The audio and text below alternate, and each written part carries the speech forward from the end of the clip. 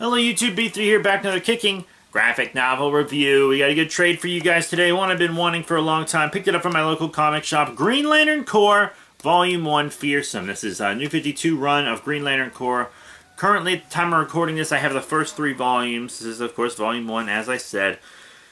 Very cool. Gonna give you a little read-up. Beware their power, the Keeper's might. Guy Gardner and John Stewart may both be from Earth, but they're misfits who can't keep a real 9-to-5 job. Their true calling in life lies within the Green Lantern Corps, the protectors of the universe, whose unstoppable will-powered rings make them one of the most powerful forces in the universe. But what if there was a more powerful force, against which Green Lantern rings proved not so unstoppable? And what if that force was willing to destroy entire planets and wipe out entire peoples to destroy the Green Lanterns? The Keepers are an unknown race with a personal grudge against the Green Lantern Corps, and when they capture John Stewart, Guy Gardner will have to leave sorry, allergies, I'm all gunky. Lead a charge of the most battle-hardened Lanterns on a rescue mission with impossible odds. Stewart will have to test his resolve against the Keepers' interrogation, and both will have to make choices they'll regret. I just want to say, I was expecting this to be a good, solid book, but it was better than expected. This was a really good read.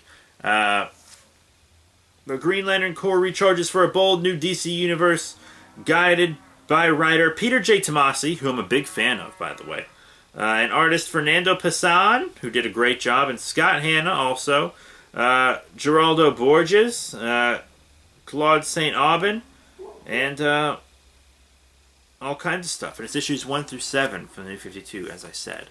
Well, I didn't say the issues, but I did say it was from the New 52. But yeah, Peter J. Tomasi always does good work. So some Lanterns are killed by an unknown foe. And while that's happening, Guy Gardner is interviewing for a school coach position. He doesn't get it because he's a Green Lantern. John Stewart doesn't get the construction job he wanted because he's a Green Lantern. And people are like, oh, go protect us, or blah, blah, blah, blah, blah, blah. And so they can't hold down jobs because everyone knows they're Green Lanterns, and they're like, well, you'll just fly off and go save the world, which they totally would do. And then a world covered in ocean gets its oceans stolen by a wormhole, and then all the beings on it die. So a group of Lanterns, including John Stewart, Guy Gardner, Hanu, and Isamont Call, go to check it out. Those are the familiar Lanterns. Also Sheriff Martin, Vanador, and Brick also go, but they're not as familiar as the others. And so they find the water world completely sucked of all the water, and all the inhabitants basically drowned on air as they suffocated.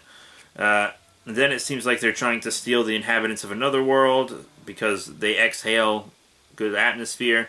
And then these beings called the Keepers come through this wormhole and start kicking Green Lantern ass. It seems like their rings don't even affect them. And these beings have such a high natural willpower that Green Lantern rings don't affect them. It's basically just two forces of will colliding with each other and not having any effect.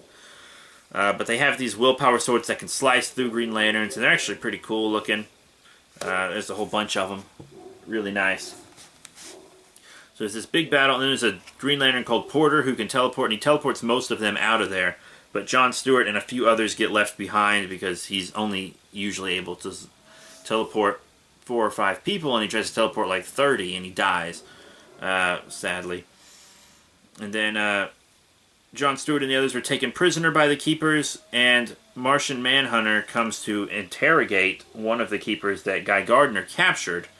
And they had to sedate him because they're able to will themselves to die. Their willpower is so strong, right?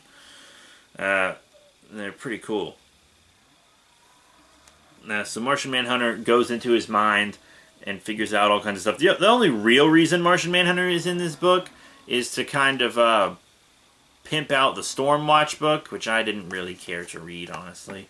Martian Manhunter and Midnighter were the only really things in there I cared about. But I read a few issues of it. Just the ones that crossed over with Red Lantern. But,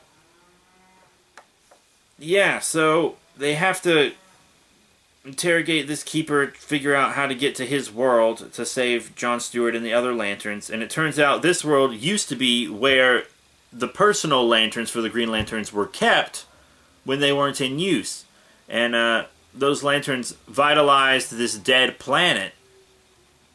And in exchange for the lanterns powering their planet and giving them natural resources, the keepers would guard the lanterns to make sure no one messed with them. And this planet, their planet was on the edge of the universe and stuff. And then the Guardians, without warning or explanation or anything, were just like, we're not going to use you guys anymore. Took all the lanterns, put them in personal pocket dimensions for the Green Lanterns, and then the planet started to die. So you can't really blame the Keepers for wanting to steal the Central Power Battery, which is their main plan, to steal the Central Power Battery and power their planet. But the leaders of these people, the Keepers, because most of the Keepers are just people, right? I mean, it's a whole race. The whole race isn't evil. But the leaders of the race are like draining other people from the race to power this gate and to keep themselves alive. So the leaders are like authoritarian.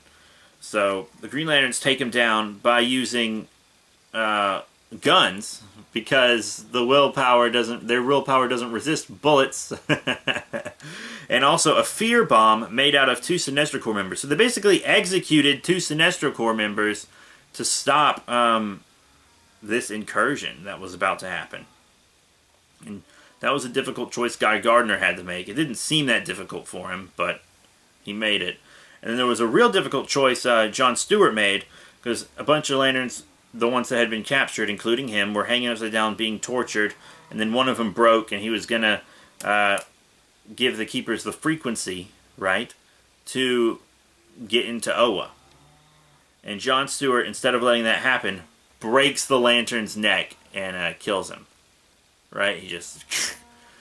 he murders that lantern to keep Oa safe. And that really fucked with him. But yeah, they beat the Keepers, and they put the Keepers on the water planet that they drained all the water from, and their life sentence is to bury everyone on the planet that they killed. Pretty cool. And also, there's a little story in the back. Kurt was the lantern that John Stewart had to kill. There's a story about him taking that lantern's body back to his home planet, and he didn't tell anyone that Kurt was going to give him up and that he had to kill him. He told him that he died helping them escape, so that his memory wouldn't be tarnished. Because he was a good lantern. He just couldn't take the torture anymore. I mean, he lasted days.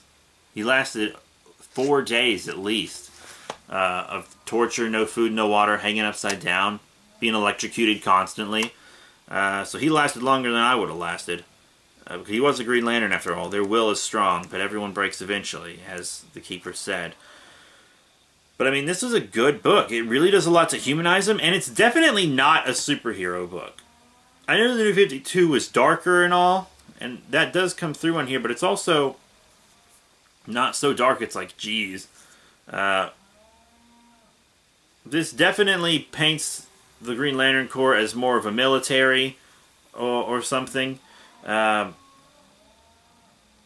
Because this is just the book about the rest of the Corps, and then the regular Green Lantern book is just Hal Jordan, right? And then this is everybody else, except Kyle Rayner, who's running around in New Guardians or whatever. But I mean, this is a good book. It really humanizes these characters, including the aliens. It grounds them in a way that's not too grounded, but still kind of very spectacular. Peter J. Tomasi did a good job with this, and so did everybody else that worked on it. So that's it for my review of Green Lantern Corps Volume 1 Fearsome. Good art, great story. I really, really enjoyed it altogether. And I cannot wait to read Volume 2. So that is it. Thank you all once again for your support. Remember to rate, comment, and subscribe. Check out all the cool links in the description below, Facebook, Twitter, etc. And I'll see you all later.